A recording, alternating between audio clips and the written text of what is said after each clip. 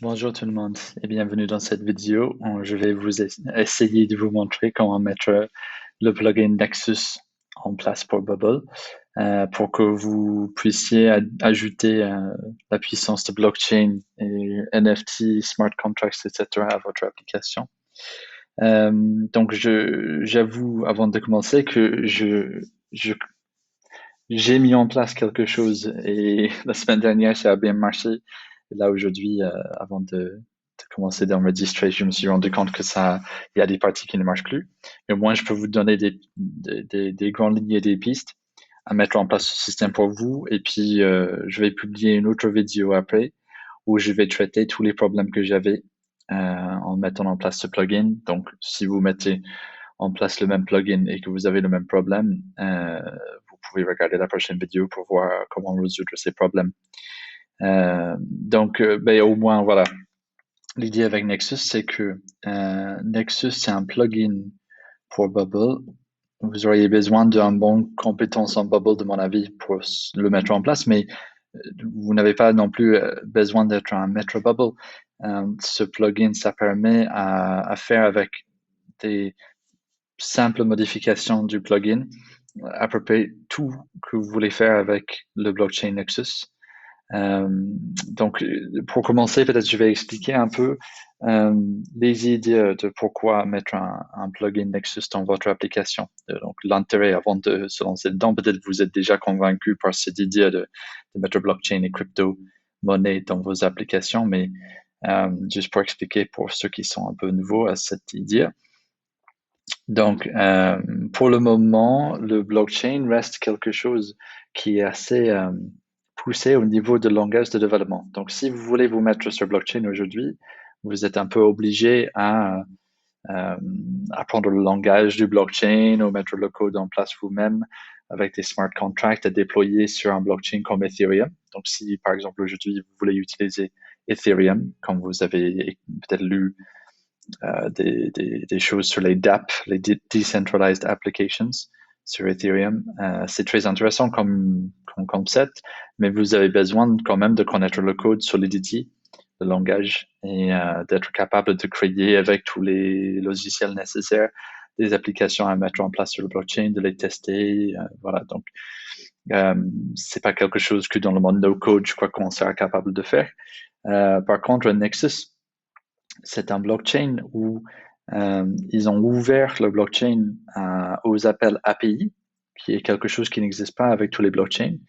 Donc, ça veut dire que pour comprendre qu'est-ce que c'est cette idée de blockchain, en fait, c'est une base de données qui est permanente. Donc, en fait, imaginons que on a notre base de données Bubble. Si on veut créer un utilisateur, on peut créer l'utilisateur. Donc, ça représente une ligne dans notre base de données. Et notre donnée, il a son identifiant unique. Donc, il a en gros une adresse où on peut chercher cette adresse pour retrouver ces données. Même si on a des millions de lignes, on peut le retrouver parce que c'est une adresse unique, cette donnée. Et unique aussi dans tous les tables que vous avez. Donc, en fait, le blockchain, c'est pas loin de ça. Le blockchain, c'est de créer une ligne dans une base de données que vous avez définie. Après, on définit à chaque fois des différentes colonnes qu'on va avoir pour cette donnée, comme avec une base de données comme Bubble. Mais après, le fait de cliquer sur un bouton éditer, ça n'existe pas chez blockchain. La ligne que vous avez créée, c'est créé pour la vie. Pour la vie d'une chaîne de données qui sont ajoutées un après l'autre pour tous les utilisateurs de ce chain. Donc, par exemple, pour Nexus, c'est tout le monde qui ont créé des applis en utilisant Nexus. Ils sont dans cette même base de données, mais chaque donnée qui est créée, il a son identifiant unique. Chez Nexus, ça s'appelle le Transaction ID, donc TXID. Et après que vous avez créé, vous ne pouvez plus modifier cette ligne, en fait. Vous pouvez modifier l'élément qui est dans la base de données. Donc, si par exemple c'est un utilisateur, je peux modifier son adresse mail, par exemple. Mais chez blockchain, ça ne va pas modifier cette ligne, ça va créer une ligne qui a le même identifiant, le même adresse, on va dire, donc le même unique ID. Imaginons qu'avec Bubble, On pourrait copier le unique ID, dupliquer cet unique ID. Quand on a une deuxième ligne avec le même unique ID, mais un adresse mail différent. Mais la première ligne, on ne touche pas, on ne peut pas le toucher. Donc, si quelqu'un dans le futur regarde et cherche, alors qu'est-ce que c'est ce unique ID que j'ai sous le nez? Il le recherche dans la base de données, il va trouver 2, 3, 4 lignes, pourquoi pas. Et la première ligne, ça serait la toute première ligne qu'il y avait dans l'histoire. Donc, il peut vraiment voir, sans avoir que personne l'a touché, quelle était la première ligne de toute l'histoire de cette donnée, donc de cet élément qui est un utilisateur, et où on est aujourd'hui. Donc, quatrième ligne, on voit qu'aujourd'hui, il y avait un changement, l'adresse mail a changé pour une quatrième fois, et voilà, donc les 4 records qui correspondent à cette unique ID. Donc, c'est ça qui est unique dans le monde de blockchain, c'est que les données qui sont mises sur le blockchain sont là pour la vie et on ne peut plus y toucher. On peut avoir une historique de tous les changements qu'on a fait, mais on ne peut jamais changer l'historique. L'historique est figé pour la vie. Donc, c'est intéressant au niveau des clients s'ils veulent avoir une base de données qui est sécurisée, entre guillemets, mais il n'y a pas de plus sécurisé que le blockchain parce que euh, si vous avez, je sais pas, un exemple de transport logistique et du début du transport d'un objet à la fin, il faut qu'on sache où il s'est arrêté, les points de collecte, etc. Et donc là, on peut l'avoir avec ce même objet qui est une paire de chaussures, son voyage de point A à point B et tous les points entre les deux points A et B. On peut les avoir pour le même objet dans une historique. Et à l'autre côté, quand on regarde le blockchain, il n'y a aucun doute que quelqu'un a modifié, hacké, n'importe quoi, c'est les données qui étaient entre les deux points. On peut savoir avec 100% de confiance qu'est-ce qui s'est passé entre les deux points, puisque les données ne peuvent pas être modifiées. Donc, l'intérêt de blockchain, voilà. Après, bien sûr, on peut créer des crypto-monnaies dessus. Donc, les lignes dans notre base de données, ça peut être les lignes de crypto-monnaie. Donc, on peut créer 10 000 lignes, 1 million de lignes ou laisser ça infini, de créer des tokens, de créer des 1000 fois une chose qui ont la même valeur à chaque fois. Donc, si je crée aujourd'hui ma crypto-monnaie à moi, je peux définir le nombre que je crée et puis échanger ça entre les utilisateurs et chaque utilisateur qui a son crédit de 100 ou 200 ou 300, ça a la même valeur de quelqu'un qui a également 200 ou 300 parce que j'en ai créé sur la base de données ces lignes qui ont chacun leur adresse unique, qui a chaque pièce a son historique à lui, à qui il a eu au premier, quand il était créé, quand il était acheté pour la première fois, quand il était donné à quelqu'un d'autre, etc., etc. Donc, aussi l'intérêt de créer son propre crypto-monnaie, c'est pas difficile.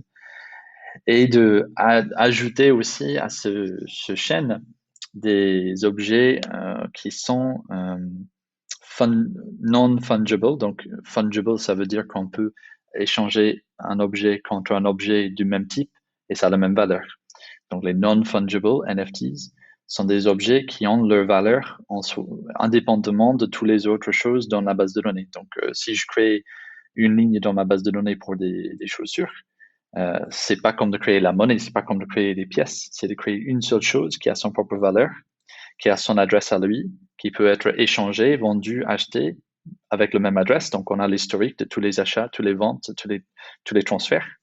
Et qu'il a son valeur à lui. Donc, si moi je dis les chaussures là, ils ont une valeur de 50 euros, peut-être dans 2 ans, quelqu'un va dire, ah ben, ils sont plus rares maintenant, donc ils ont une valeur à 100. Donc, c'est le marché qui décide le prix. Contrairement aux tokens, où c'est le marché qui décide le prix, mais il décide le prix de 1000 choses à la fois, ou de 10 000 choses, ou d'un million, ou d'un milliard de choses à la fois. Parce que chaque chose a son valeur, mais c'est égal à toutes les autres choses de son type.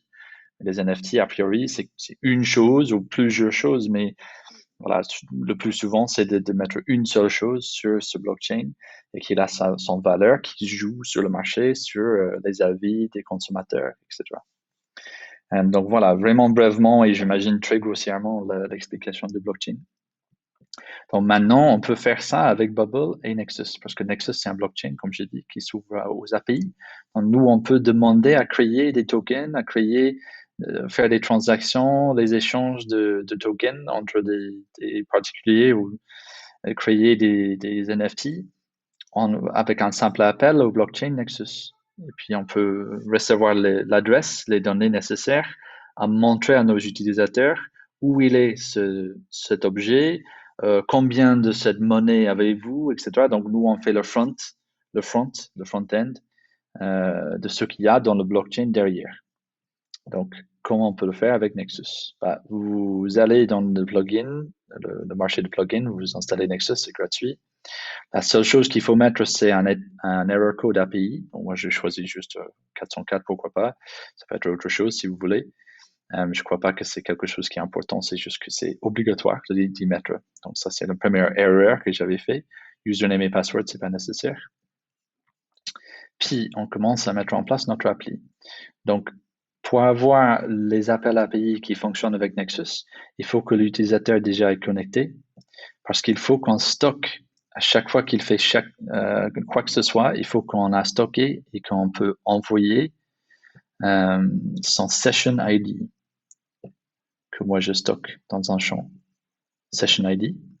Donc le session ID, c'est retourner de l'API à chaque fois qu'on connecte un utilisateur à Nexus. Donc pour la sécurité, il faut que l'utilisateur il a vraiment son compte dans votre application avant de lui attribuer son session ID et puis ils peuvent utiliser ça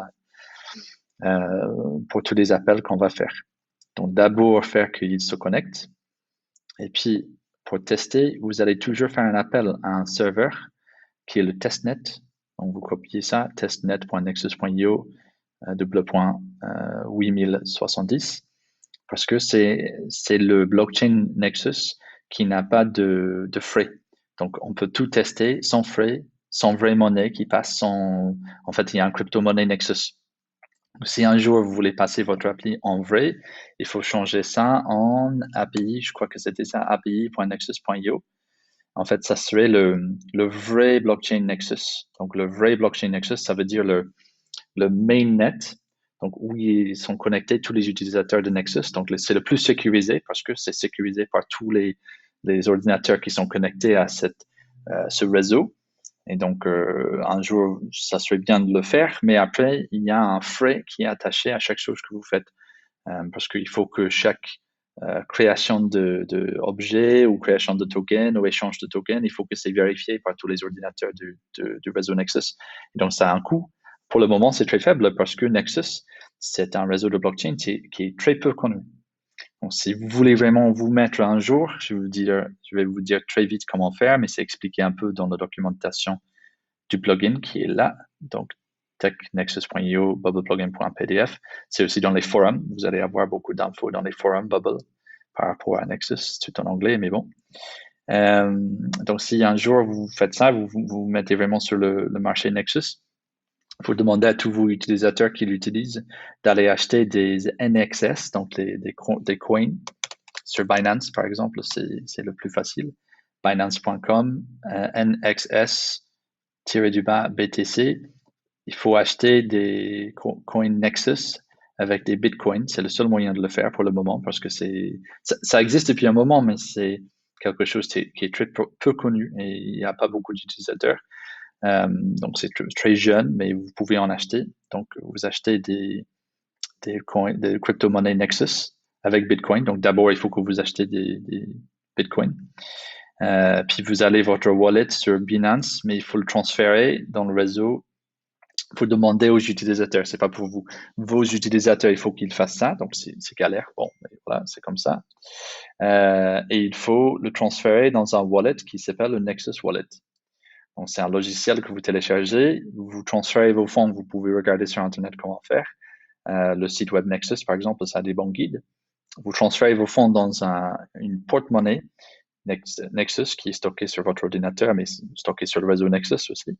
Et comme ça, c'est plus sécurisé, mais vous avez votre crédit et vous pouvez ajouter des monnaies si vous voulez. Et donc, les utilisateurs qui utilisent votre site, ils auront ses propres porte-monnaies Nexus à faire des transactions sur votre site et après avoir le paiement bien traité avec les frais, avec les vrais coins crypto-monnaies Nexus. Donc ça, c'est si vous aimez ce que vous faites avec Bubble et vous voulez vraiment passer en production, ça serait de vous connecter au vrai mainnet Nexus et utiliser les vrais coins Nexus. Après, si vous voulez, vous pouvez aussi créer votre propre réseau de blockchain, parce que le Nexus, il existe sur GitHub et que vous pouvez déployer votre propre chain et essayer de convaincre les personnes à utiliser votre propre serveur Nexus. Puis comme ça, il y aura pas des vrais coins. J'ai pas tout à fait compris. Encore un point où j'ai pas 100% compris qu'est-ce qui se passe si vous créez votre propre réseau. En gros, j'imagine que ça soit déployé, ça sera déployé sur le mainnet Nexus, mais comme un sous-domaine, un truc comme ça, de Nexus. Je vais dire des bêtises et puis des vrais fans de blockchain vont se moquer de moi. C'est pas grave. Donc, vous avez votre propre serveur. Donc, ça serait, par exemple, richard.nexus.io, je sais pas, oscorpcoins.nexus.io. Et donc, tous les utilisateurs de votre site peuvent se connecter à ce sous-domaine de Nexus pour avoir leur compte et pour échanger les monnaies, etc. Donc, je ne sais pas à 100% comment ça peut marcher, mais c'est intéressant quand même à creuser. Donc, les trois choix, soit vous jouez avec et vous utilisez le testnet, soit vous créez votre propre serveur Nexus, comme ça vous créez votre propre réseau, mais c'est moins sécurisé, j'imagine. Soit vous mettez sur le vrai mainnet Nexus, mais il faut que vous utilisiez des coins Nexus pour faire les transactions. Mais voilà, le testnet pour aujourd'hui, il nous faut un nom d'utilisateur qui sera un nom d'utilisateur de Nexus. Donc, c'est pas le même que le mail que vous avez utilisé pour créer l'utilisateur sur votre site. C'est vraiment un compte dans le testnet de Nexus particulier à cet utilisateur qui va être lié à votre utilisateur Bubble, mais c'est stocké l'utilisateur Nexus chez Nexus. Mot de passe pour ce compte et un PIN. Ça, c'est important. C'est un des points de différenciation de Nexus. Ils utilisent un nom d'utilisateur, mot de passe et PIN. Et donc, ça veut dire que vous n'avez pas besoin de logiciel tierce comme vous avez avec d'autres réseaux comme Ethereum. Pour faire des transactions, il suffit d'avoir les trois, nom d'utilisateur, mot de passe et PIN. Et on peut faire toutes les transactions qu'on veut. Il faut juste qu'on valide chaque transaction avec le PIN. Donc, ça peut être une chose à 4 chiffres, à 6 chiffres, vous décidez si vous voulez mettre les conditions en place. Donc, d'abord, créer l'utilisateur, on fait appel au plugin Nexus. Donc, vous avez trouvé bien sûr dans les plugins menu. Donc, vous avez plugin Nexus et puis c'est users, create user. Donc, on crée notre utilisateur avec l'adresse serveur que vous définissez. Donc, c'est pour ça que j'ai dit vous pouvez faire avec votre propre serveur, vous pouvez faire avec le serveur mainnet Nexus ou avec le testnet. C'est défini ici pour chaque appel. Puis le mot de passe, le PIN, le username. Et puis voilà, ce qui revient de ça, donc j'ai écrit Genesis hash, etc. Tout ça, ça n'existe pas. Bam, bam. On peut l'enlever, enlever. La seule chose que vous auriez en retour, c'est le error code, si on a un error code. S'il y a un error code, moi j'ai mis un error alert en place qui montre le error code. Donc si l'utilisateur existe déjà, par exemple. Je ne veux pas plus, c'était le signature peut-être qui venait. C'était quoi qui venait? Je crois qu'il y avait rien, quasiment rien. Il y avait juste, voilà, c'est bien fait. Il y avait la confirmation. Donc, il faut marquer, genre, que c'est bien créé. Peut-être mieux que j'avais fait de marquer tous les infos que je pensais auraient venu de ce API. Mieux marquer, compte Nexus créé égale oui ou non. Ah, créé. Voilà. Donc, peut-être marquer juste oui quand il n'y a pas d'erreur dans le workflow, vous marquez oui. Et comme ça, vous savez que cet utilisateur, il a déjà son compte. Donc, la prochaine fois, on ne va pas montrer créer utilisateur Nexus, on va montrer connection Nexus. Donc, connexion, il faut le faire. Vous créez votre utilisateur, c'est créé. Sur le mainnet, ça va peut-être prendre du temps. Donc, il faut penser à ça, peut-être regarder les docs. Si créer un utilisateur sur le mainnet Nexus, ça prend du temps. Peut-être il y a des webhooks en place, ou je sais pas, on peut faire appel pour voir si l'utilisateur a bien été créé ou pas avant de monter Connection Nexus, parce qu'il faut passer à la connexion après. Donc, Connection Nexus, on utilise un autre appel qui est login user. Donc, encore une fois, port, username, password, PIN. Même chose, mais cette fois, on aura en retour le session ID. Donc, on a body session, body Genesis.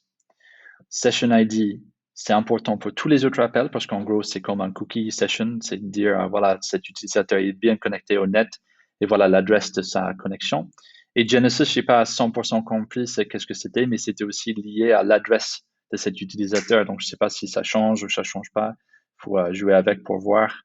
Je ne me rappelle pas si j'avais vu le Genesis changer ou pas, mais bon. Voilà, au moins, vous voyez qu'il a bien stocké la dernière fois que je l'avais fait cette manip, le Session ID et le Genesis. Bon, le Session ID, c'est la seule chose dont vous avez besoin pour faire des appels après.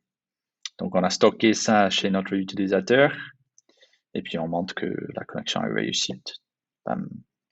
Donc, quand on s'est connecté, après, on peut faire deux choses. Donc, il y a déjà une chose qui ne marche pas très bien, donc je vais vous montrer quand même si ça marche pas bien, c'est de créer ce qu'ils appellent un asset. Donc, ce qu'ils appellent asset, dans le monde de crypto, on appelle normalement NFT, mais dans le langage de Nexus, c'est asset. Donc, c'est de faire la différence entre asset, qui est un objet qu'on met sur le blockchain avec son propre valeur, et des tokens, qui est en gros crypto-monnaie. Donc, créer des tokens, vous allez voir avec les workflow API que c'est plutôt de définir le nombre maximum de tokens qu'on va vendre. Donc, on va dire, voilà, on va créer 100 000 tokens à la fois et puis on peut les échanger, acheter, vendre. Créer un NFT, vous allez créer une chose à la fois. Donc, ça peut être une chose qui comporte plusieurs choses dedans, mais ça serait enregistré sur le blockchain comme une chose, contrairement au token qui sera enregistré comme des milliers de choses. Donc, créer un NFT, c'est plutôt, vous allez mettre une œuvre d'art. Donc, on entend parler beaucoup de ça.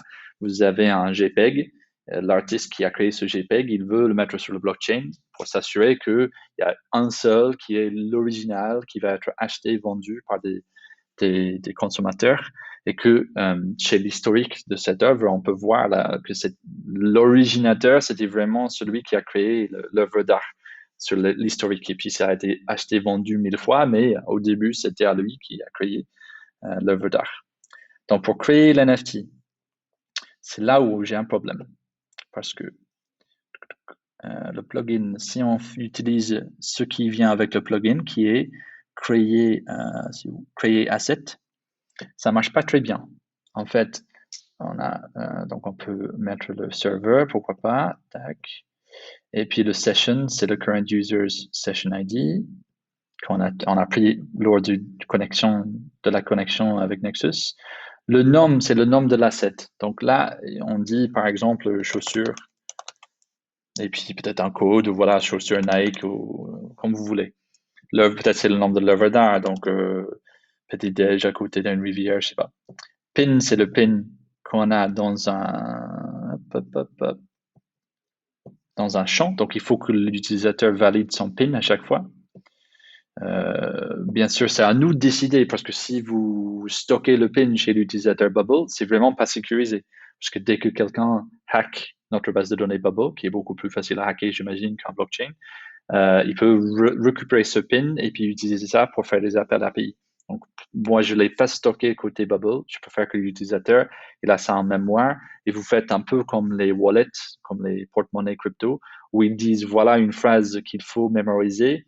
Il faut que vous écriviez quelque part parce que vous n'allez jamais avoir ce phrase affichée encore une fois parce que nous, on ne le stocke pas. Donc, on ne stocke pas votre code secret de notre côté. C'est à vous de le garder. Si vous le perdez, vous êtes dans le caca, en fait. Vous pouvez rien faire. Donc, c'est vraiment à la responsabilité de l'utilisateur de garder son PIN. Mais là, on rentre dans le user experience de crypto. Donc, il faut penser de côté de votre appli comment vous allez gérer la sécurité aussi. Donc, stockez pas le PIN, par exemple. Moi, j'utilise ça avec un champ qui est pin Nexus. Ah, c'était pin Nexus NFT. Pin Nexus NFT. Value. Et puis, il y a des variables. Donc, il y a 5 variables. 1, 2, 3, 4 avec le valeur, chaque 1, 2, 3, 4. Donc, je crois que c'est l'équipe Nexus qui a mis ça en place juste pour faire quelque chose de simple. En réalité, créer une asset chez Nexus, on peut mettre autant de variables qu'on veut. Puisqu'on vraiment grossièrement, c'est comme un contrat intelligent, smart contract. On définit les variables qu'on va stocker dans le blockchain. Pour moi, cette partie, ça marche pas bien.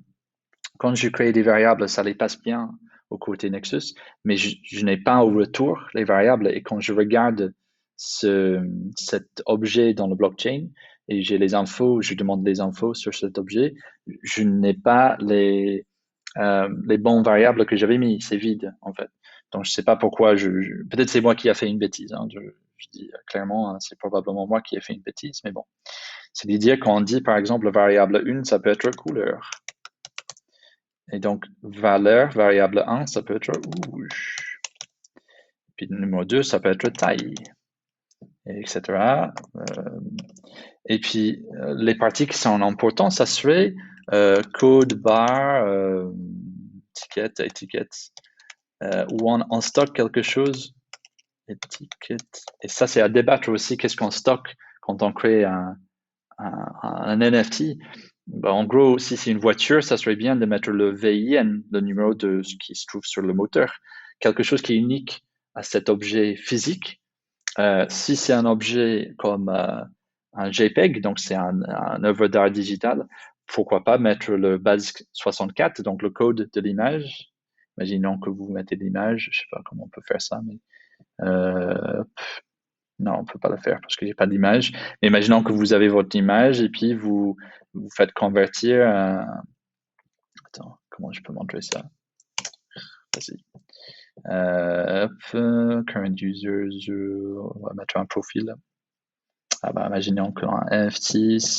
Imagine qu'on a une image attachée. Donc, imaginons on crée un marché de œuvres d'art digital et donc on a des images qui sont attachées à chaque NFT. Donc, ça, c'est le JPEG que l'artiste a créé. Et puis, pour envoyer ça chez le blockchain, on va, donc juste pour accéder à ça, désolé, je fais pas correctement. Hop, pour accéder à cette image, peut-être on va, pour l'envoyer au blockchain, on va peut-être le coder en 60 base 64. Et comme ça, on a le code, on a le texte carrément stocké, pas l'image, mais le texte stocké sur le blockchain de cette image qu'on peut le retraduire en image. Vous pouvez le faire avec les PDF aussi. Vous pouvez traduire un PDF en base 64. Donc, c'est un moyen de mettre un PDF, quelque chose qui peut être copié-collé très facilement dupliqué. On peut coder ça en base 64, mettre ça sur le blockchain. Donc, même si quelqu'un l'a copié-codé, on peut dire oui, mais vérifie ce base 64 que tu as, qui est une copie. Tu regardes sur le blockchain, je l'ai. C'est vérifiable. Voilà, le base 64, c'est assez unique. Donc, vous voyez sur le blockchain que celui que tu as, c'est le même que celui qui est sur le blockchain et que sur le blockchain, c'est bien écrit, c'est moi le propriétaire et pas toi. Donc, toi, tu as une copie. Donc, c'est un peu, en gros, l'idée de l'intérêt de blockchain. Voilà. Donc, ça, je l'ai mis sur variable name, c'est pas bien. Il fallait le mettre sur, donc ça, c'est base 64 images et variable 3 dans ce cas. Oups. Bam. OK. Donc, ça, c'est créer l'asset et puis, on a en revanche, moi j'ai créé un NFT dans ma base de données parce que il faut que vous stockiez il faut que vous stockiez le TXID, donc le Transaction ID. Donc c'est l'identifiant de la transaction et bien sûr l'adresse. L'adresse, c'est où ça se trouve sur le blockchain. Donc on a les Transaction ID, on peut en avoir plusieurs pour une seule adresse. Donc, une seule adresse, c'est où j'ai stocké cette image et les Transaction ID, c'est tous les identifiants des changements de cette base de données que j'avais fait pour bien lister tout ce qu'il y a à faire avec ça. Donc, normalement, c'est tout ce qu'il faut pour faire que ça marche, mais j'ai trouvé que ça ne marche pas très bien. Donc après, il y avait un plugin que si vous ne connaissez pas, il faut que vous faites connaissance, il faut que vous fassiez connaissance avec ça. C'est le API Connector de Bubble. Donc, vous pouvez trouver dans le plugin marché, c'est API Connector Bubble. J'ai créé un API qui est là. Donc, Nexus Extended, c'est moi qui l'ai créé. Il n'y a pas d'authentification. Là, j'ai commencé à créer des API, des appels API pour Nexus en utilisant leur doc. Donc, si vous regardez les docs, vous avez toute l'info qu'il faut. Par exemple, créer asset. Et créer asset, c'est l'endpoint. Là, tac. Donc, on copie-colle ça dans Bubble et on met ça, par exemple, pour créer asset. Bam. On met le endpoint Et au lieu de mettre le site, donc l'adresse URL là de testnet, j'avais mis serveur en square brackets. Désolé, je connais pas le mot en français pour ça. Parce que ça me donne un paramètre où je peux le mettre moi-même, quelle valeur je veux mettre, et comme ça, je peux définir ça dans l'éditeur. Et donc, je peux changer de testnet à mon propre network ou network Nexus comme je veux. Donc, mais ça s'utilise aussi pour les paramètres. Après, ça peut être genre question égale et puis un paramètre norme, par exemple. Ça me donne encore quelque chose que je peux définir. Soit c'est privé parce que c'est de l'info qui est figée, qui ne change jamais. Soit je peux le changer, donc je décoche privé. Comme ça, je peux le mettre là-dedans. Mais je vais supprimer celui-là parce que je veux pas. Content type, c'était important parce qu'il n'accepte pas si c'est pas le header content type application JSON qui est privé parce qu'on ne veut pas le changer, c'est pas important. Et après, il y a le body. Donc, c'est là où je me bloque actuellement. Si vous arrivez à débloquer, ça serait bien, ou sinon, je vais montrer dans une autre vidéo. En gros, j'ai copié-collé l'exemple qu'ils ont donné chez Nexus dans le GitHub, qui vous montre comment ils ont fait pour le plugin. Donc, vous avez bien vu avec le plugin, il fallait mettre le pin, il fallait mettre un nom, il fallait mettre des valeurs avec des nombres de valeurs avec des valeurs. Mais là, c'est beaucoup mieux, de mon avis, parce que le type, j'imagine que c'est défini par string pour le plugin parce qu'ils ont fait simple. Mais moi, je préfère celui-là parce qu'il y a une partie qui est mutable. Donc, si on arrive à faire ça, on peut vraiment avoir la main dessus sur notre NFT. Mutable, ça veut dire que c'est quelque chose qui peut être changé ou pas changé. Si c'est false, ça veut dire qu'on ne peut jamais changer ces données. Donc, c'est peut-être le numéro de série. C'est normal que ça soit false parce que le numéro de série d'un objet comme le moteur d'une voiture, ça ne change pas. Donc, on n'a pas besoin de le changer. Hein? Après, le descriptif non plus, mais ils ont dit, pour leur exemple, c'était la localisation sur les étagères. Ça peut changer parce que si on bouge cet objet, ou par exemple le proprio, donc propriétaire, ça peut être le nom du propriétaire, par exemple, qui est Richard Osborne. Et puis on peut ajouter un autre qui est, pourquoi pas, address wallet, parce que ça c'est quelque chose qui est public. Ça peut être aussi quelque chose qu'on met dedans. On peut ajouter autant de variables qu'on veut et des choses qui peuvent changer. Donc, le address wallet, ça change parce que si on vend cet objet à quelqu'un, on va aller dans la base de données blockchain et changer le nombre de propriétaires et l'adresse wallet. Mais par contre, le serial number, on va jamais le changer pour la vie de ce produit. Donc, c'est nous qui définissons les choses qu'on peut changer ou pas changer. Et puis, plus tard, vous allez voir dans les assets que, voilà, hein, get update asset. Donc, update asset, on va faire un appel dans le futur qui va mettre à jour des champs qu'on peut modifier, qu'on a définis qu'on peut modifier. C'est là où on fait les transferts, où on fait les changements de certaines choses, mais il y a des choses comme la couleur des chaussures qui ne changent pas. Donc, c'est mutable. Donc, moi, je préfère faire comme ça. Par contre, quand je fais l'appel, pour le moment, il me donne un socket hang-up, qui veut dire que du côté Nexus, ils n'ont pas répondu. Mais ils n'ont même pas répondu avec un erreur. Donc, il y a quelque chose qui ne va pas avec mon appel API. Par contre, il y avait des appels API qui a bien marché, comme de get asset, ça a bien marché, parce que c'était facile. Get asset, c'était le session ID de l'utilisateur qu'il faut faire à chaque fois et l'adresse de l'objet. Et en retour, il va me donner donc voilà, c'est quelque chose que j'avais créé avec succès l'autre fois, qui est un objet asset. Et voilà, le owner, j'avais écrit, result created, etc. Donc vous voyez que c'est très intéressant les données on a de retour. Donc on a nos propres valeurs qu'on a définies. Et puis on a des valeurs qui sont définies par le blockchain, comme quand c'est créé, comme c'est modifié. Le owner, donc c'est la personne qui détient cet objet, etc. Donc ça a bien marché. Donc c'était facile à mettre en place. J'ai utilisé les docs avec get asset qui était là. Tac. Donc ça a bien marché, celui-là, qui m'a donné les bonnes valeurs en retour. OK. Donc ça, c'était de créer et accéder à un asset. Après, il faut qu'on puisse vendre un asset. Donc ça, je n'ai pas encore mis en place, mais en gros, si vous arrivez à créer, vous pouvez après utiliser le plugin qu'ils ont mis en place avec le plugin standard, qui est Asset Transfer Asset. Donc là, on va avoir le session comme d'hab, le pin comme d'hab de l'utilisateur, puis l'adresse d'origine, qui est l'adresse où il est stocké. Donc, comme vous avez vu dans le plugin API Connector, l'adresse, donc c'est l'adresse là où il se trouve actuellement d'origine, ou peut-être l'adresse de l'utilisateur, je ne sais pas plus, parce que c'est peut-être pour ça que ça n'a pas marché, parce que je n'ai pas utilisé la bonne adresse. Peut-être c'était l'adresse de l'utilisateur qu'il fallait utiliser, de wallet, on va dire, de la porte-monnaie. Après le username, donc SigChain, où il faut transférer l'asset. Donc ça non plus, je n'ai pas 100% la réponse ou qu'est-ce que c'est pour le moment, mais vous pouvez regarder.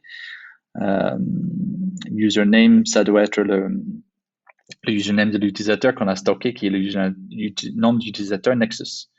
Expires, vous n'en avez pas besoin. Vous pouvez lire ça si vous voulez avoir quelque chose qui a un certain temps. Donc, si l'utilisateur de l'autre côté n'accepte pas le transfert, ne transfère pas ses fonds pour payer cet objet, ça peut avoir une date d'expiration. Donc, après un jour, ça expire et donc il ne peut plus l'utiliser.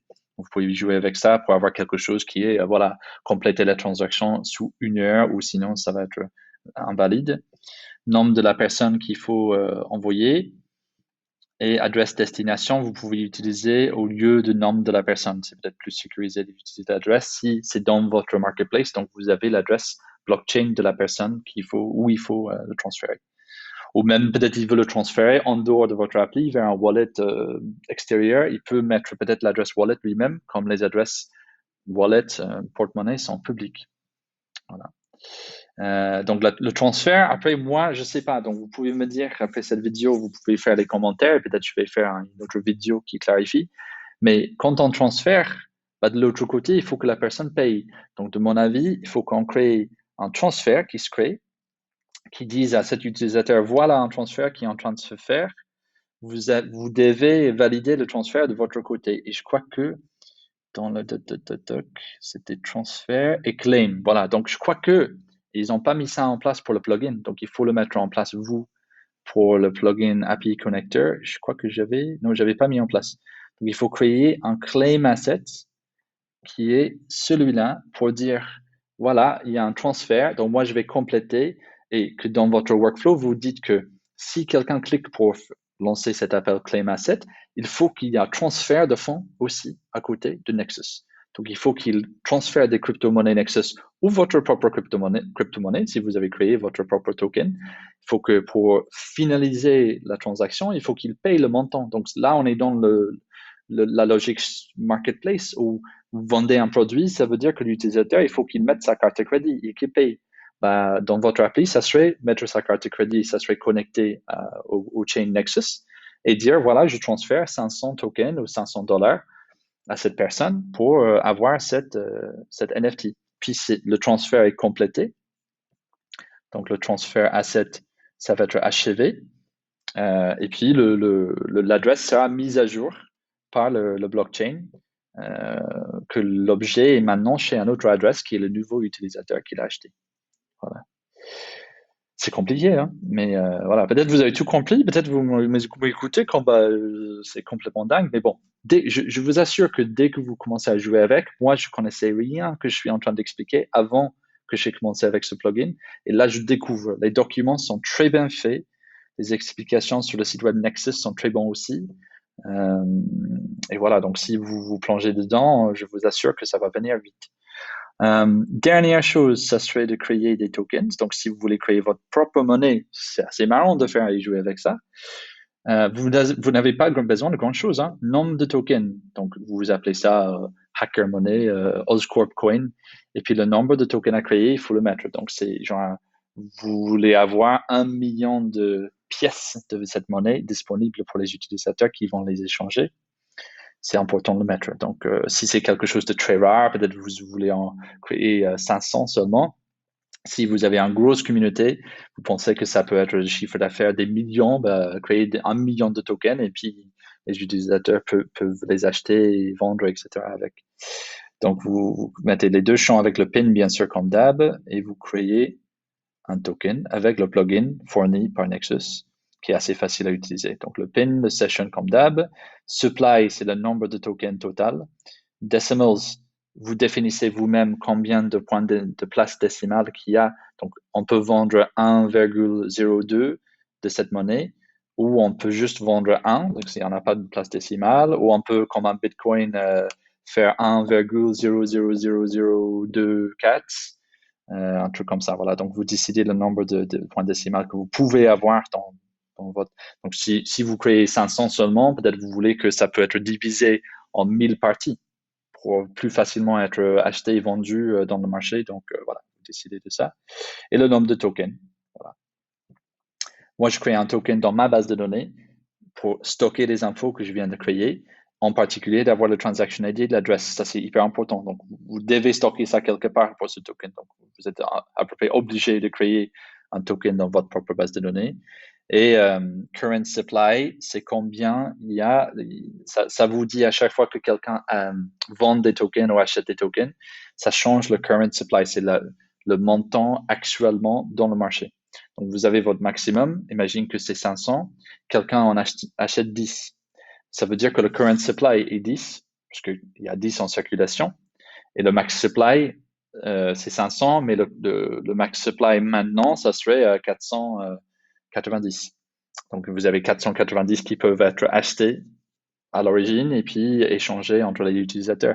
Mais un jour, si l'utilisateur veut faire un cash out, comme dans la casino, il ne veut plus jouer, donc il veut son cash, il redonne ses chips au casino. Donc, nous, on est le casino dans ce cas. Un jour, peut-être, il peut racheter ces tokens avec la vraie monnaie ou avec des bitcoins. Il faut qu'il soit capable de les racheter. Donc, on les met dans le fonds d'origine, qui est le max supply, et ils sont plus en circulation jusqu'à quelqu'un les achète, par exemple. Donc, on crée la monnaie, c'est très simple à le faire. Puis moi, j'ai fait un repeating group où ça montre la monnaie qui a été créée avec le nombre de tokens. Le solde, vous pouvez faire maintenant des appels API. Donc là, c'est un get. Oups. Bêtise. Donc ça, c'est un get data de API, get data from external API. Là, on a tous les nexus qu'ils ont fournis avec le plugin, donc c'est parfait. On peut faire get token. Et ça nous retourne tous les données dont il nous faut. L'adresse du token, token name, le balance. Donc voilà, c'est important pour nous de savoir combien il y a. Donc, et le solde, c'est le solde. Là, j'ai fait get account. Non, excusez-moi, c'était pas get token, c'était get account. Donc là, parce qu'il fallait créer un porte-monnaie pour cet utilisateur, pour ce coin. Donc, on a l'adresse serveur et l'adresse du wallet de cet utilisateur que j'avais stocké. Je vais vous montrer comment j'avais créé ça. Donc, dès que vous créez un token, il faut créer un wallet pour cette personne qui est lié à ce token. Il faut que ça ait un nom unique. Ça, c'était une bêtise que j'avais fait. Il fallait créer un nom de wallet unique à chaque fois pour cet utilisateur, pour chaque coin que vous créez. Donc, vous mettez l'adresse token qui est concernée, le PIN de l'utilisateur et un nom unique pour cette wallet. Et c'est unique à cet utilisateur seulement, pas unique dans le monde. Donc, il faut juste que si moi j'ai 3 wallets, il faut que ça soit wallet 1, wallet 2, wallet 3. Et qu'il n'y a pas de duplicat en termes de nom. Je crée le wallet de mon côté, bien sûr aussi, parce qu'il faut stocker le transaction ID et l'adresse du wallet. J'ajoute ça à mon utilisateur. Pourquoi? Parce qu'après, je peux faire des appels API en utilisant l'adresse du wallet de cet utilisateur qui est lié à ce coin pour avoir son solde et puis qu'ils peuvent acheter des coins. Tac. Donc ça, c'est de débiter les tokens d'un utilisateur. Donc, il faut qu'on débite, au début, on débite le token de l'origine, qui est nous, donc la banque, nous, qui ont créé des tokens, ils débitent, et on fait un crédit au compte de cet utilisateur. Ça, cette partie, c'était pas, je comprends pas comment ils ont envisagé à faire ça, parce que Address To, pour moi, ça n'a pas abouti, ça n'a pas vraiment marché. Donc, l'Address To, j'avais pas le solde à la fin, c'était en suspense, mais c'était jamais complété. Il fallait que l'utilisateur accepte de son côté. Donc, peut-être j'avais fait une bêtise, ne pas bien regarder. Mais de ce que j'avais vu, c'est debit token, create token, create. Il n'y a pas de, voilà. Donc, il n'y a pas de ajouter ce token, donc compléter. Il fallait débiter de l'origine et créditer l'utilisateur destinataire. Donc, moi, j'avais créé ça dans le plugin API, qui est là, Credit Account. Donc, j'avais lu les docs, j'avais créé la même chose, mais c'était facile, hein, c'était le pin session, adresse où il faut envoyer, adresse où se trouve le destinataire. Et puis voilà, donc cet appel, ça m'a donné simplement le transaction ID, mais ça a complété le processus de débiter le token. Donc ça débite, ça enlève le token de la banque qui est nous ou de l'utilisateur qui le vend, par exemple, ce token. Et puis ça crédite le compte de cet utilisateur avec une appel API que j'avais créé moi-même. Puis j'avais créé la transaction parce que j'aime bien avoir ça dans ma base de données à moi. Donc je stocke le débit et le crédit, donc les deux transaction ID qui se passent avec le enlever des tokens et créditer des tokens. Et puis que j'ajoute ça à cet utilisateur pour avoir une liste de ces transactions, pour les bien garder et voir qui a envoyé à qui. Et voilà. Après vendre, je ne l'avais pas mis en place, donc je ne vais pas vous montrer tout de suite. Et je crois que je vous avais bien brûlé la tête avec une longue vidéo. Et voilà, je voulais vous montrer à peu près tout. Mais vous voyez au moins les points importants pour le moment, c'est que le plugin Nexus, ça va très loin. On peut carrément créer plein de choses. Et si vous voulez déployer, moi, je vous assure que je regardais ce porte-monnaie Nexus, c'est pas mal. Hein. Pour le moment, c'est très stable. C'est 1 euro égale un Nexus.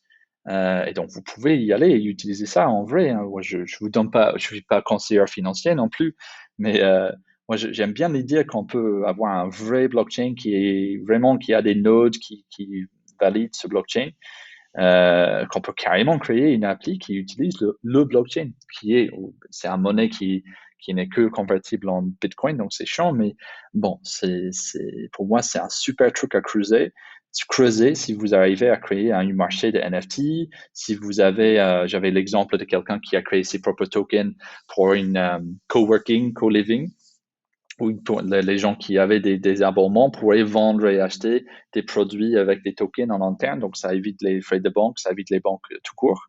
Voilà, donc c'est une façon à rémunérer des personnes qui peuvent utiliser le coin après. Je sais pas.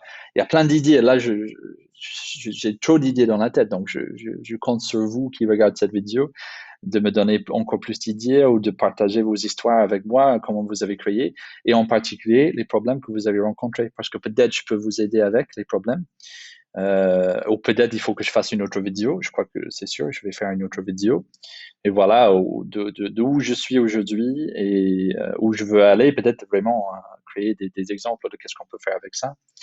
Et après, si vous voulez étudier ça avec moi, bien sûr, vous pouvez aller chez mon site. Si vous voulez m'engager pour vous coacher ou pour faire une formation, on a des formations Oscorp aussi, pas sur le blockchain, mais pourquoi pas, s'il y a assez de demandes, on peut monter une formation blockchain, comment on peut créer une appli blockchain.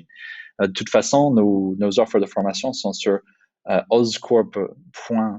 Je ne veux pas plus, c'était créé ce matin et je ne veux pas plus comment j'ai appelé le site. C'était oscorp.app, oscorp.app.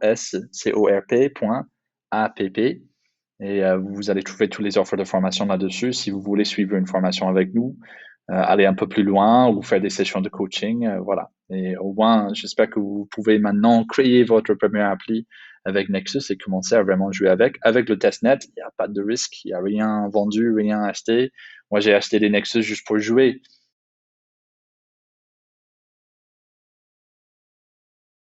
Mais